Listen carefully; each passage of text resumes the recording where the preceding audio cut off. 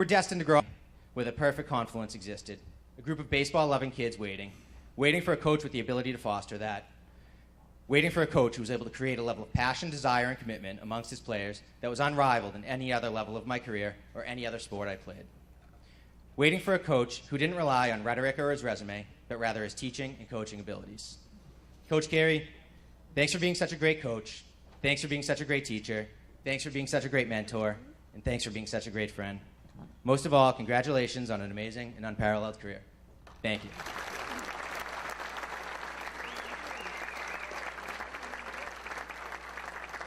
And our next speaker is going to be Pat Lee, class of 73, and worth noting and thanking Pat. Pat manages this venue here as well as the Horseshoe, so putting on a wonderful evening here.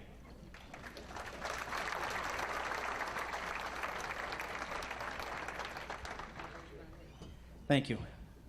Like Adam, I feel privileged to be up here and representing the alumni. There's over 300 alumni out there, and I happen to, with Adam and a few others, be privileged to be up here, and we appreciate it. I'd like to share a few stories that Frank and I have shared over the years. One was an opportunity that Frank gave me to be a first in schoolboy baseball history. It was 1973. Drinking age had turned to 18. And I was working at a world-famous family pub here in town.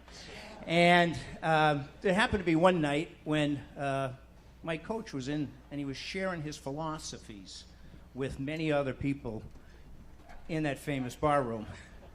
And it got to a point in the evening where it was like, Coach, we got a game tomorrow, man. You got to get home. So we ended up shutting Coach off, getting him home, and it allowed me to be the first schoolboy baseball in history to shut his coach off and get him out of his bar room. Frank, I want to thank you for that. I also want to talk about the powerful impact Frank has as a baseball coach.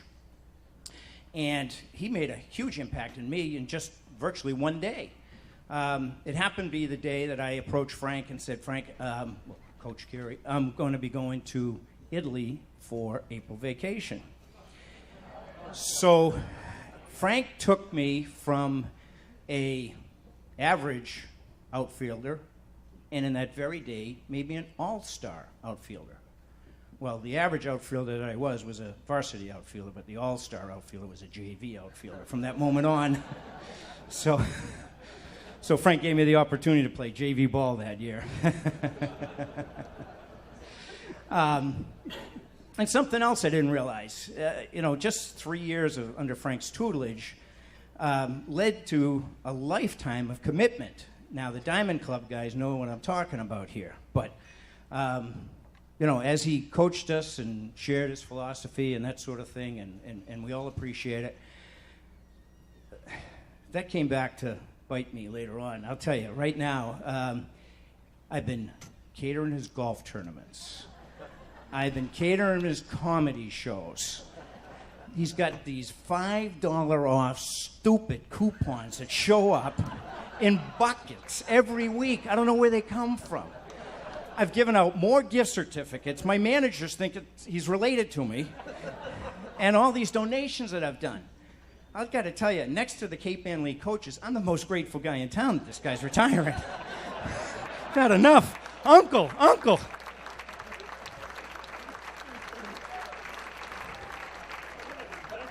I threatened to claim him as a dependent on my taxes one year, I'm telling you. But in seriousness, we all know how great a coach Frank is, and we'll hear more about it with other speakers this evening, and true as it is. But I want to talk a little bit about something that maybe some of the people don't realize or pick up on. Frank has always looked out for those that may not have been so lucky. Maybe some that less fortunate. And Frank always found a spot for somebody on his team, in his organization, that may never have put on a varsity uniform, but there was always room for a person like that in his squad. And I know a couple of them, and that was a very, very special time in their lives that Frank gave them the opportunity to experience some things that they would have never experienced. And it went beyond the ball field, too, because he would always be looking out for young people in the hallways, we'll say, within the school system. And he'd notice these young people that needed a break, and I know he would do it because I'd be getting a phone call. He'd say, call me up, Pat, we got a young guy here, and he just needs a break. Could you get him a job? Could you give him an opportunity? And Frank was always out there looking for those young people to try to help them out and put them on the right path or give them a break that would help them later in life. And commend you for that, Frank.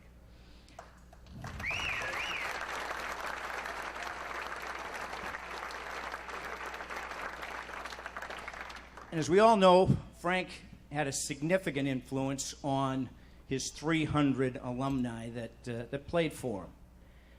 And, in talking to fellow alumni, just about every one of those young people went on to coach later in life, maybe as parents or in other ways, other capacities.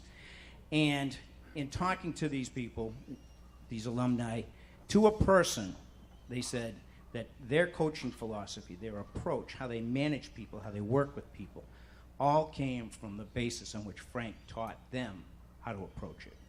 So Frank, your legacy doesn't live with the 300 that you coached. It leads to the thousands that these young people coach beyond you, and those people will learn from lessons to carry on a future generation. So your legacy will live on forever, Frank.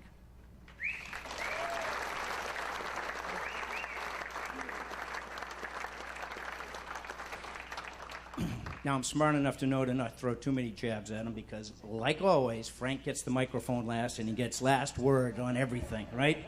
So, and he's making notes there, so, so I'm in trouble. But I'd like to take this opportunity to invite our next speaker up, class of 1999, all-star catcher, all-star goalie, recent inductee into the North Reading Hall of Fame, and someone I'm proud to know serves our country well, Major Billy Moss.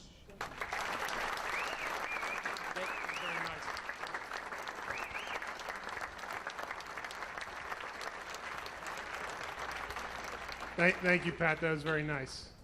I'd like to start off with an editorial note for the coach from Linfield.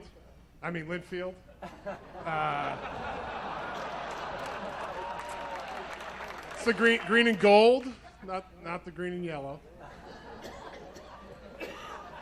To start with, as Coach Biz said, we don't have it in the shade. We have that to steal your signs. And for 20 years, we knew your steal sign, which was this, which was just embarrassing.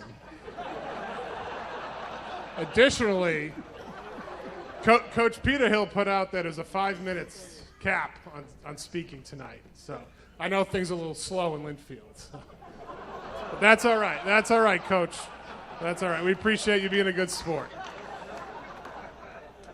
Speaking of Linfield, my senior year, I got a couple of objections to Coach's 736. First game of the year at Wilmington gets thrown out of the game. Bases loaded, ground ball to first base. First baseman's got the ball in his hand, tags our guy out with his glove. Coach goes ballistic. First lesson I learned from him, keep composure. He gets tossed, and I'm on deck.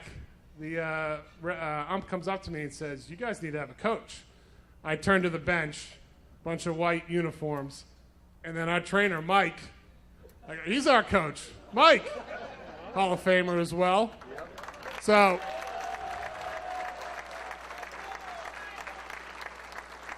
one of those wins is certainly Mike's. And then Coach got suspended for the next game.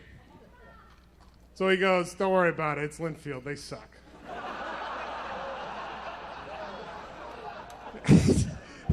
And he got dressed up in his uniform, got on the bus. He wasn't allowed to leave the bus. And Linfield played down a hill so he could see the helmets on the base runners. That was it. And he saw him going around and around. 20-4, we killed him. It's great. But anyway, I'd like to tell you about the first time I met Coach Carey. My father paid for me and my brother to go to North Reading baseball school. And he had talked up this coach for a while. He was a big deal. One of the reasons he looked for a house in North Reading. So I show up, doesn't talk for like 3 days. We got Coach Kelleher, we got Coach Hill, we got Coach Sagettis, Coach Maggs, nothing. This guy comes out, and he's got more metal in his mouth than the best rapper on TV these days. And you can't understand a word he's saying. Apparently he got in an accident. I don't know if that's true. I think he's trying to start that craze of metal in the mouth. And Barney Frank was more articulate. So he talked to us for an hour, and no one understood a word he said. And he had a cup he was spitting in, and I was just like, who is this guy? 5 years later, I'm a freshman, and I'm trying to be a counselor at the North Reading Baseball School. So I wanted to impress him. Head counselor was Mike Lane. He was in charge of the snacks. And I'll save that. That was a racket in and of itself. We'll talk about that later. So I bust my ass for a whole week, 32 hours. I get my paycheck, $50. Now I'm a freshman. I'm like, $50? It's $1.56 an hour. People's Republic of Massachusetts, $1.56.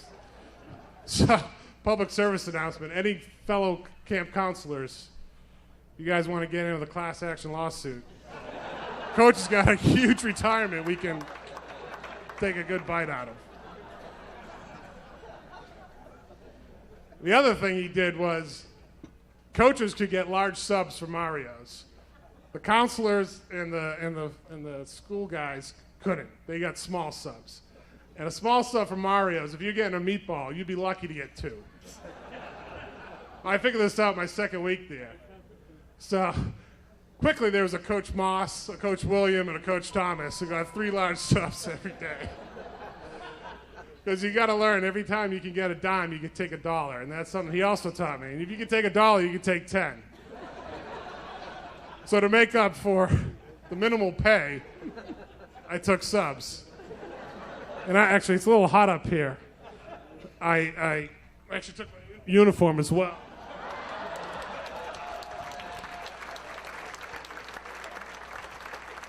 Still fits. The polyester really stretches well. Certainly one of the more important lessons I learned from coaches, you can get away with anything as long as you know the right people. And he had a member of the school committee, a selectman always on his team, and he got away with murder. And it was good for us. But the other lesson he taught us was when you're on top, everyone's gunning for you, and you better be doing the right thing. And I can't say we did that from the fall and winter, but during the spring, we did the right thing.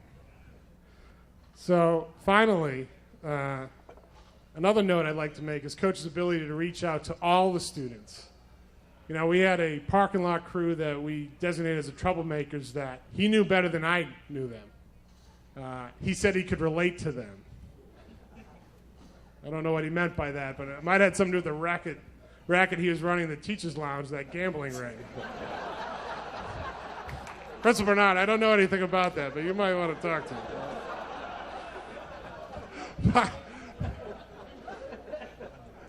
In all seriousness, when I left North Reading and I joined the military, I learned a lot of things in this community from my parents, but also from the high school and the teachers I had, and especially from the baseball team. You know, shared suffering, there's something to be said for that. And it's something I learned a lot from. And you could tell that it's something special to play for North Reading baseball. The alumni that would come back to practices or come to games, it was really something that was shared. And everyone knew what Black Monday was, and it was something I'll never forget. And there are lessons learned there, and there's lessons I learned in the military. One of them was never lower your standards to be like someone else. And that was a lesson that may not have been articulated that way, but it's a lesson I learned in the cage. I learned in the gym in those spring afternoons. Never lower your standards to be like someone else. You know, there's always going to be a Linfield, but we're North Reading.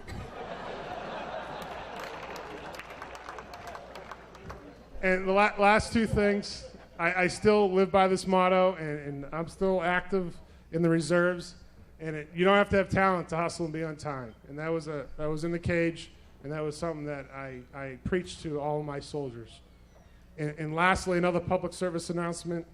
Anyone that has been down in the cage, I'm glad you guys all saw that.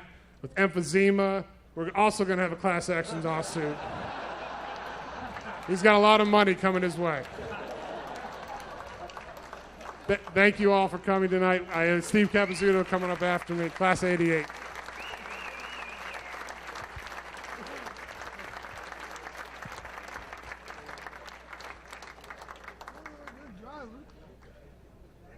going to be very difficult to follow all these acts so far tonight. I just want to reiterate what was just said about we have, it's kind of told to be, set at about 5 minutes or so we don't go on too long. I could honestly go on for hours and hours and hours about the stories of Coach Carey. But I don't even have my 5 minutes because the coach from Pittsfield took it all. So have a good night, everybody. Thank you. Where are you? I think it takes people in Linfield an hour and a half to watch 60 Minutes. But anyways, Coach Carey, what can we say? I got some stories about Coach Carey on and off the field. One of my favorites by far is we were playing St. Clements state tournament baseball game. We had game against St. Clements. Following day, we were playing against St. Mary's, who I believe had won 2 straight state championships. They had won like 40-something games in a row. So Coach Carey was going to have one of our pitchers start against St. Clements, and he was going to save me for St. Mary's, which did not happen. We jumped out to a 5-0 lead first inning against St. Clements. They came back, scored about 3 or 4 runs the bottom of the first. Next inning, we scored another 5 runs. They scored another 3 runs. This went on for the first few innings, and it was the 4th inning. We were up, and our pitcher had walked the bases loaded with nobody out. So Coach Carey finally, with no outs in the 4th inning, comes out to the pitcher's mound, calls me in from shortstop, and I had 2 gloves. I had one for shortstop and I had one for pitching. So he brings out my pitching glove to the mound, brings me in. I get the next 3 guys out. We don't give up any runs. Next inning, same exact thing happens. St. Clements, bases loaded, nobody out. He comes out to the pitcher's mound with my pitching glove, hands it to me. I get the 3 outs. This goes on, believe it or not, every single inning until the 9th inning. For 5 straight innings, I came into relief.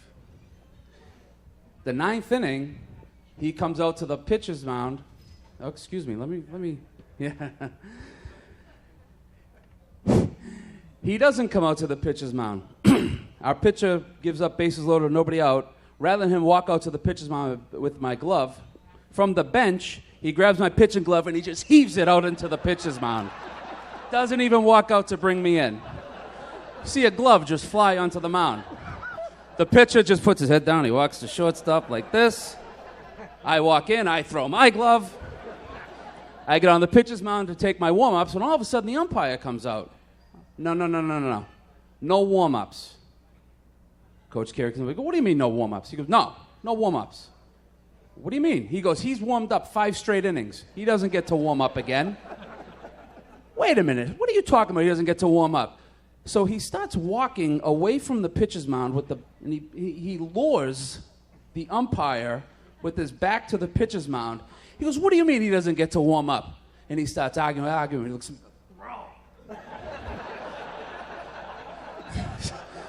so he's arguing. He walks the umpire literally 40 feet away from the pitcher's mound. I'm rifling away. I'm warming up.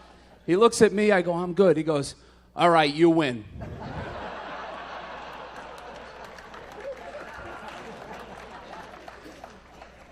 We ended up winning the game. I pitched 5 innings in relief. God only knows how many pitches I had to throw, but I had to start the next day against St. Mary's. I was warming up. My arm was killing me. Coach comes out. He says, how's your arm feeling? I go, it's killing me. He goes, too bad.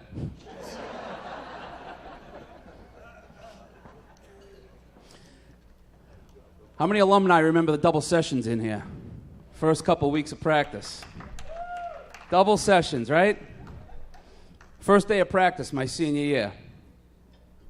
I'm sure a lot of you remember that we used to make the sophomores carry our gloves when we had to run from the gym around the common and out Park Street and into the batting cages. Well, there was this one sophomore that I won't mention names because he's not here to defend himself. He didn't play. Anyways, he refused to take one of the gloves. So the senior said, there was, I think, 4 sophomores that year, and, we gave him the gloves and this one sophomore refused to grab the glove, and the senior said, here, take my glove, and he throws it on the ground. He goes, I'm not carrying your glove. The senior picks up, he goes, carry my glove. He goes, I'm not carrying your glove. So this went on and on for about 5 minutes, and now we had to get running because we had to get down the batting cages on time. So it ended up getting to the point where he takes a glove, he shoves it in his chest, he goes, carry my glove. He goes, I'm not carrying your glove. He throws it down, he walks into the gym. So we all did our running. We go down to the batting cages. We sit at the bottom of the, down at the batting cage. We're sitting there, and coach is giving our assignments on where we're going to go, who's going to hit here, who's going to do this, who's going to do that. And all of a sudden we hear the door to the batting cage open up. And sure enough, it's that sophomore. Comes down about halfway down the stairs. And coach turns around and looks at him. And he goes, Coach, I really want to play for this team, and I really want to play for you, and I want to play baseball, but I'm not going to stand for this stuff. Coach goes, what do you mean you're not going to stand for this? I'm not going to take this crap. He goes, nobody can make me do this. He goes, I'm not going to carry a glove for anybody. I don't get treated that way. That's not how it is. And if that's how this baseball program is run, then I don't want to be part of it. And without skipping a beat, without even batting an eyelash, coach goes, yeah, just make sure you shut that door on your way out, okay? Kid shuts the door. Coach looks at us. He goes, who the hell was that?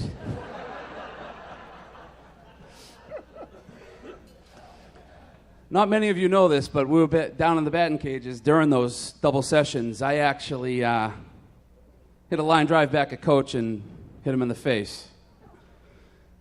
I broke some eye socket bones, knocked your tooth through your lip. What else did I do? Yeah. Anyways, I messed him up pretty bad. And but this goes to show you what coach instilled as us as ball players is our work ethic. This happened at the beginning of practice, and I hit a line drive back at him and hit him in the face, and he went down, and he looked like a fish out of water, and he was kicking, and I was scared to death. I ran up. I got Mr. Condon. We got an ambulance brought. There was blood everywhere. He got taken away. I still think about it, but we still had, another 8 hours of practice? Anyway, so we had no coach. And we could have very easily said, all right, well, you know what? Well, let's go home. We'll practice tomorrow. But no, we didn't do that. The captains corralled us in and said, all right, we're going to finish practice. I mean, if this had happened during basketball season, like if, God forbid, something tragic happened to Coach Kipnis, we would have been out of there. I would have been home. We would have been out in the woods. Whatever. We wouldn't have been practicing. That's for damn sure. But we did. We practiced. We did it from beginning to end, and that was. And I think we worked just as hard that day, as if Coach was right there watching us. We didn't slack off, and I did a little then. Just a couple more quick ones, real quick. After my sophomore year, I had pitched 3 games, and I was 3-0, and Coach, my junior year, was going to have me as the number 1 starter. And I didn't want to pitch that year. I wanted to just play shortstop. You remember this conversation? I wanted to just play shortstop. And I went into his office, and I said, Coach, I don't want to pitch this year. And he said, what? I go, I just want to play shortstop. So he was really caring and listened, and he was letting me tell him how I felt, and he goes, okay, yeah, all right, well, tell me more. I'm like, I just want to play shortstop. I'd like to go play college baseball, and I don't really want to be a pitcher. I want to be a shortstop. And okay, all right. This went on for about 15 minutes, and it was about time to get to practice. He goes, is that all? I said, yeah. He goes, all right, well, grab your glove, get out to practice, and I'll see you out there. I go, all right. And as I'm walking out, he goes, by the way, you're starting opening day, Where's Mike Lydon? Where is he? I liked your video. I wasn't going to bring this up, but I have to now. Mike Lydon is the first and probably only second baseman we had to use a cutoff man to home plate.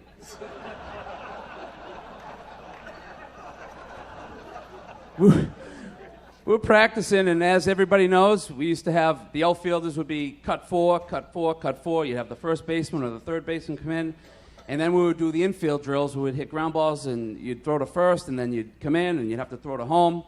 And I mean, Mike Lydon, he worked hard. He tried. He just couldn't reach home plate from second base. So I was on the mound, and Coach stopped practice in the middle. He goes, timeout, timeout. This is what we're going to do. For Mike Lydon and Mike Lydon only, ground balls hit the second when we come home. Kappa, you're the cutoff man. And he'd hit a ground ball to second, and our catcher would be yelling, cut four from second base. But on a serious note, the last thing I wanted to say is Coach Carey, of all the things that I learned from baseball from him, there's one thing, and I said this at the Hall of Fame inductee speech. There's one thing that I have carried with me my entire life. I was a sophomore. I was 16 years old. I was a sophomore in the senior year, and he sat us down the first couple practices, and he said, guys, I'm going to teach you guys a lot more than just baseball. Yeah, I'm going to teach you how to throw a curveball. I'm going to teach you how to hit a ball. I'm going to teach you how to cover base. I'm going to teach you how to play the game of baseball. But I'm going to teach you teamwork. I'm going to teach you things in my baseball program that you're going to carry with you throughout your lifetime in the workforce, family, everyday life. Now, at the time, I'm 16 years old, and I'm saying, what the hell are you talking about? I want to throw a baseball. I don't know what the hell you're saying to me right now. And I didn't. But of all the things he did say to me, the one thing I didn't understand when I was 16 years old, I think I understand more importantly than anything else. And it's something that he taught me as a young kid that I have truly carried with me for the rest of my life. And I've used it in work, and I've used it with my family, and I've used it with life, and I'm sure a lot of you out there that played for him know what I'm talking about. So, Coach, I want to thank you for not just being my baseball coach, but truly for being a mentor, a friend, and almost a second father to me. Thank you.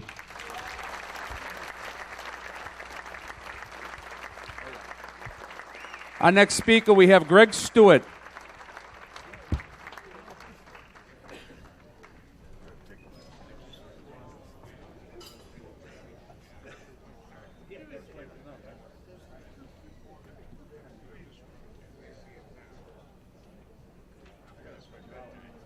All the alumni, stand up. All the players that came before, now, stand up. Everybody stand up. Up, up. Everybody up. Coach, please stand up.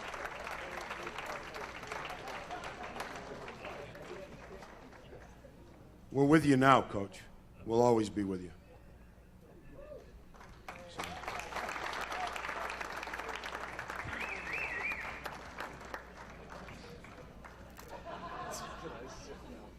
You can sit now, Coach.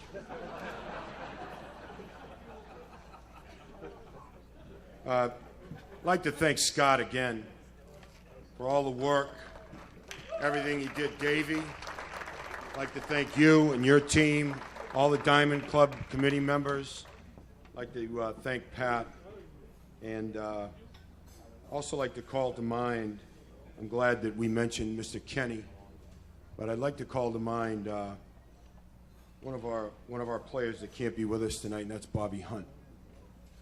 And Bobby came before me. He was a state champion, a great player and a great person. And so I think about him. And I know that the coach thinks about him often as well.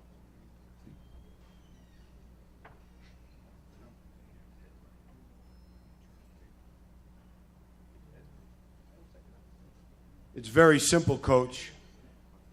You worked hard to teach us how to play the game the right way. How to treat each other. How to respect our opponents. How to work hard and be prepared for life.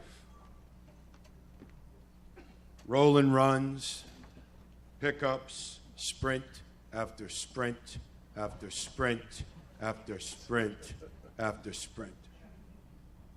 All those days reminding us that we worked harder than every other team in the state. Every day. Every day.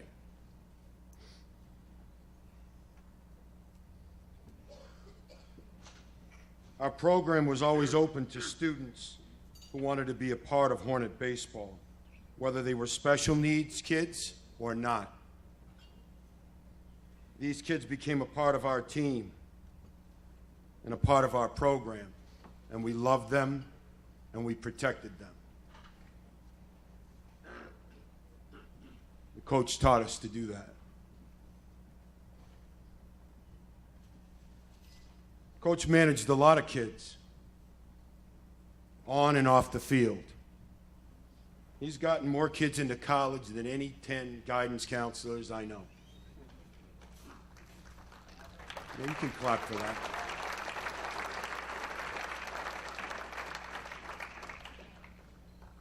He's gotten jobs. He's been available. He's always been there for his guys. Always. Thin or flush, good and bad times, the coach has been there. More than wins, more than titles, coach has built a culture in the program. A community, a baseball family with a lot of tradition, a lot of pride, and it's reflected here tonight. It's with us here tonight. Well, we have 736 wins, guys. That's what we have. 736 wins. A lot of winning in this room. A lot of winning. I look around. I see Dennis Livingston and Ricky Ward, two incredible left-handed pitchers. I played at a lot of levels. You want those guys on the mound and you want to win a ball game. A lot of good players. We have 5 state titles. 5. We have Carey Park. We have lifelong friendships and memories. And we have the winningest coach in Massachusetts schoolboy history who gave us 46 years. 46 years. 47? Is it 47? 47. 49, what was the JVs? What, I didn't know about the gymnastics.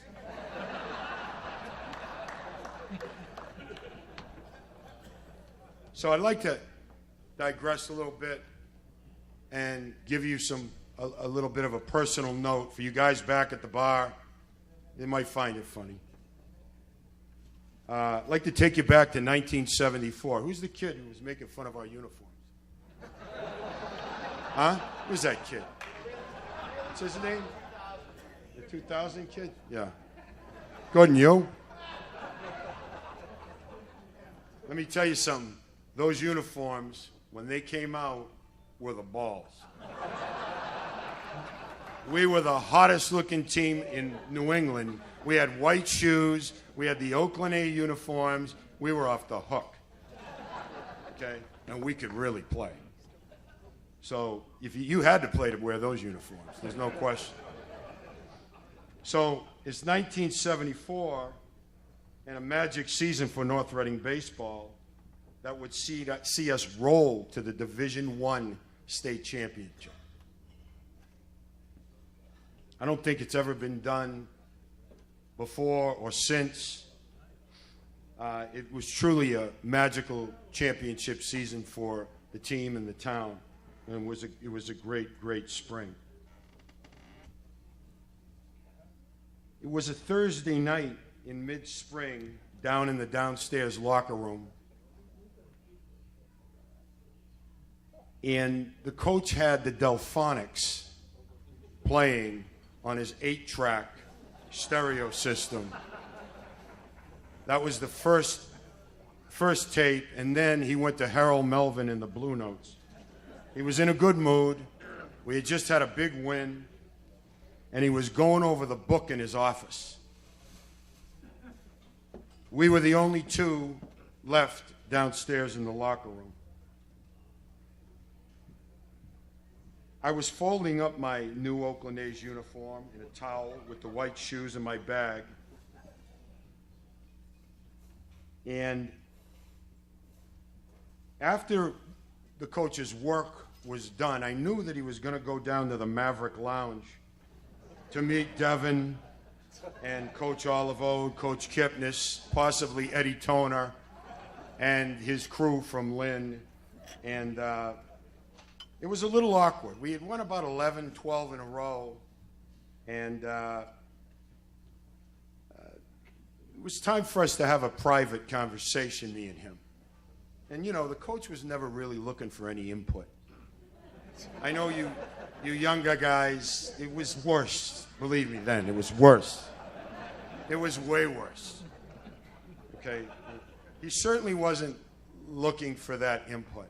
So I was trying to convince him to relax because he was way too uptight during the games, and it was causing bad karma. And it was the 70s, you know? I mean, it was the 70s, so the vibrations he was sending me were like negative, you know what I mean? And he was asking me to look for signs and stuff. I didn't do that. You know, but we were rolling. We were winning. We were hot. He was happy. And I thought it was a good time to talk to him about that. And then there was this other thing that I wanted to ask him to consider. And as one of the speakers said before, you know, this stuff is earned. I mean, if you want to approach the coach, especially, how old were you then, Coach? 35 or something? Or 33 or 4 or 5? Something like that, right? Yeah, something like that. But he was nobody to mess around with then, all right? So I was messing around with him. And, you know, I had these beads that we all were wearing. They were green and gold. Who's the guy from Linfield? Yeah, they were green. Yeah, they were green and gold, dude. All right, so the beads were love beads, and my girlfriend made them for all the players, right, guys? This is my 74, right, guys? Yeah, and so we all had them on, and we were just rolling with these. We were just kicking ass, and so I thought that it would be good if the Crow would put the beads on, right? More karma, better karma, and, you know, it would be good. So he said he'd put them on under his jacket, and he did. And he wore them, and we went the rest of the way undefeated and just steamrolled these guys. And it was fabulous. It was fantastic. And we had a great, like, next month. And we had a lot of fun. We worked really hard. We had a terrific ball club. And there was a lot of love there. There was really, really a lot of love there. You know, it wasn't all work and grit and lesson. You know, we played baseball and we had a lot of fun. But you know, it's always more fun when you're winning. He reminded us of that. And it's a hard game, and you're not going to really win all the time, but it surely feels good when you work that hard and you win. Coach, I'm going to leave you with this. And it was told to me, I had the good fortune to go on and play a lot of baseball. And it was told to me by what I consider a very great baseball man, as I consider you. And I know that in your profession, that's about the best thing one can say, that you're a great baseball man.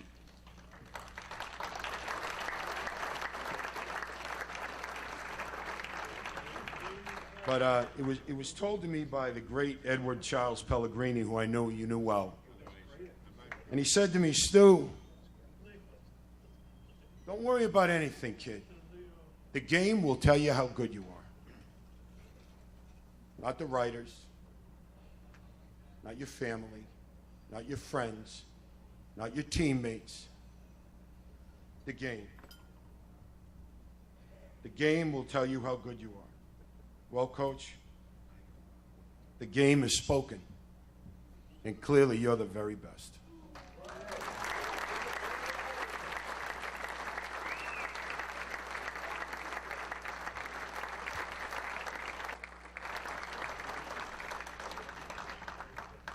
Coach, we love you. We thank you. We wish you many blessings and a long and happy life. We're always with you. Your guys are here for you tonight, and we'll always be with you. Many blessings, Coach.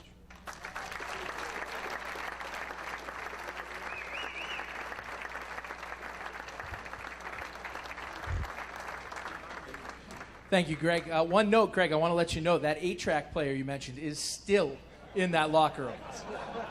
I don't know how well it works, but it's still there. Our next speaker for a special presentation was the North Reading High School principal from 2003 to 2014. It is his very first day as the superintendent of schools in North Reading, Mr. John Bernard. Also coming up with Mr. Bernard is the chairman of the school committee, Mr. Jerry Venezia.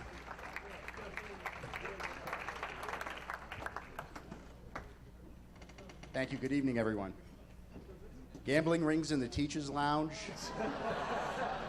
Video evidence of those batting cages, Frank. Thank God the school committee voted on my appointment before tonight. Thank God. Wow. Frank, I could not be more honored to have this be my first official act as superintendent of schools. Congratulations to you. What a wonderful tribute. I came to North Reading High School as principal in 2003, and in those early years, I would be in any one of a number of places in conversation with others. And when I revealed where I worked, invariably I would be asked, do you know Frank Carey? Now, I'm one of only a few guys on the North Shore, I soon discovered, having grown up just in Saugus, who did not attend the legendary baseball camps that Frank had organized for so many years.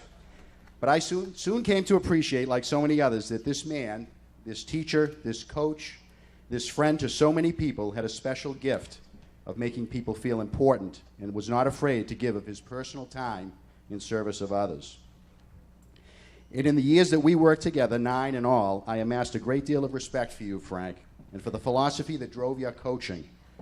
From where I sat as principal, it never appeared that you were motivated by only the wins. This is not to say that you did not enjoy the wins, and there were many, as we all know.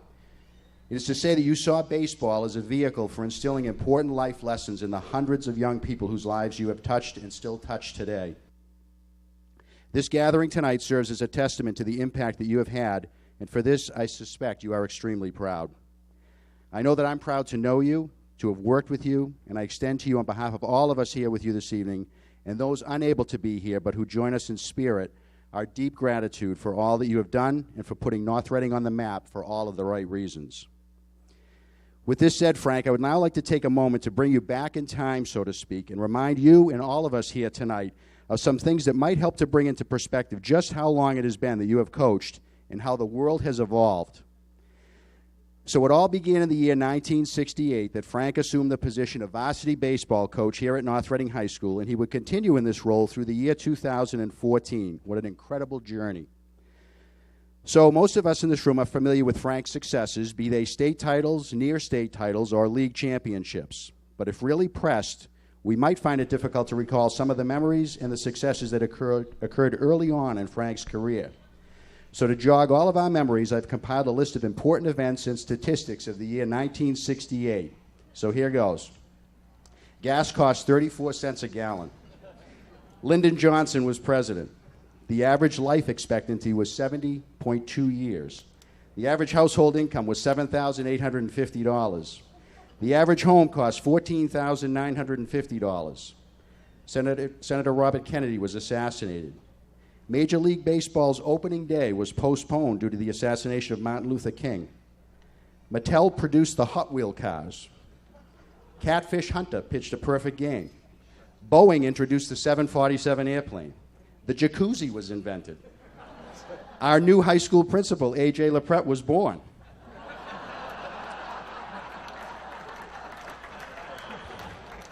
I celebrated my 4th birthday. Jerry Venezia graduated from Woburn High School. Apollo 8 orbited the moon. Vince Lombardi resigned as coach of the Green Bay Packers. Willie Mays was the All-Star Game's most valuable player. Elvis Presley received a gold record for How Great Thou Art. Laugh-In was the #1 watched television show. The Beatles released the song Lady Madonna. The cost of a first-class stamp climbed to 6 cents. The original Planet of the Apes movie and the show 60 Minutes debuted. Wilt Chamberlain became the first basketball player to score 25,000 points. Mickey Mantle hit his final career homer, number 536. And perhaps most of all, certainly for this audience, Frank Carey and his team won the Cape Ann League Championship with Frank as the coach. So it's been many years, Frank, a long and distinguished career, having accomplished something very rare. And to commemorate this occasion, I'm going to ask Jerry if he would come up, please, and we have a little something to provide you, Frank, to commemorate this for many, many years to come. Frank, I agree with Mr. Bernard. You're really old. I, too, when I'm out of town and people find out you're from North Reading, the first thing they ask you, a lot of them, just happened to me recently, is do you know Frank Carey? And I'm always afraid to say yes, to be honest with you. And Frank, I didn't know until I heard Billy Moss speak tonight that you've had the school committee in your back pocket for all these years. But I'll tell you this, Frank could have committed a murder, and I would have stuck up for him. So, Frank, 2 weeks ago, the school committee did something they've never done before. They voted unanimously to retire your number. And I don't know what that number is because I never saw you without your jacket on. But right now, we're going to unveil something for you.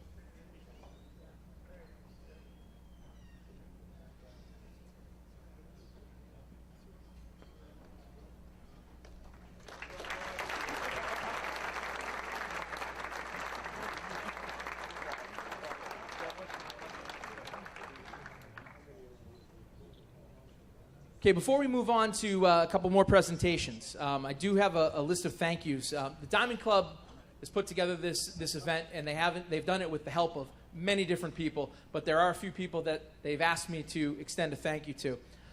First of all, Dave Starrett, Peter Hill, Herbie Batchelder Sr., Kathy Hashin, Craig Warnock, James McTeague, Paula Mastro, Andrea Kelly, Rainey Leonard, and Mike Lyden. This is the crux of the committee who put together all this night and did all that work to get to where we are right now and be able to have this fantastic evening. So thank you to all of you.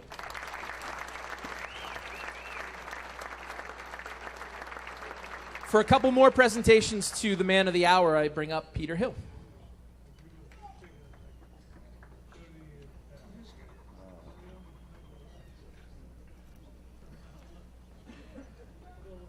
To get my props.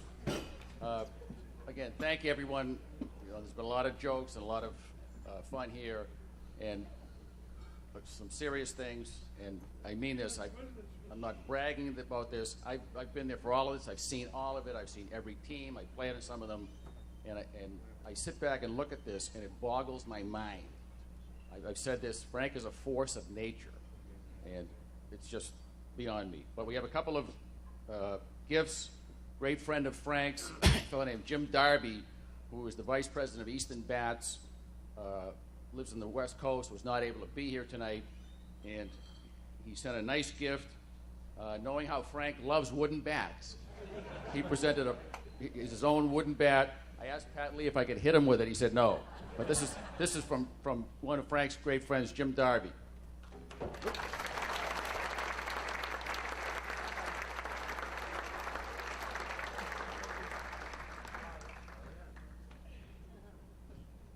We realize if you coach for 47 years, you're getting up there in years. You've got a knee replacement. James McTeague was fortunate enough to work with the Louisville Slugger people. You can come over here, Frank.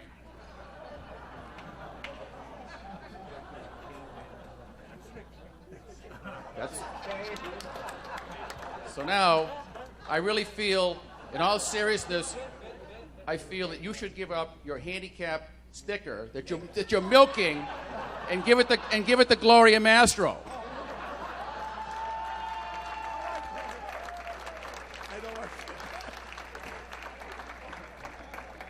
James McTeague.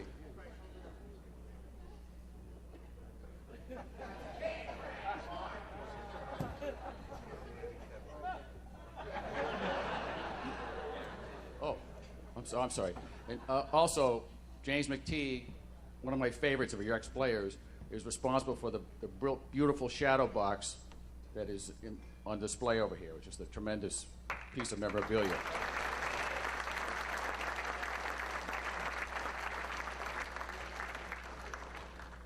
All right, Frank, this is our way of saying we're trying to get rid of you.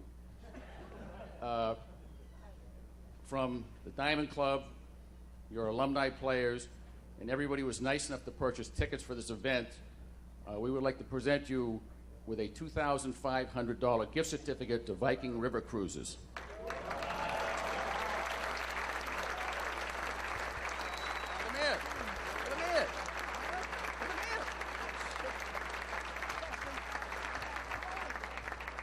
Frank, don't get too thrilled. It's one way.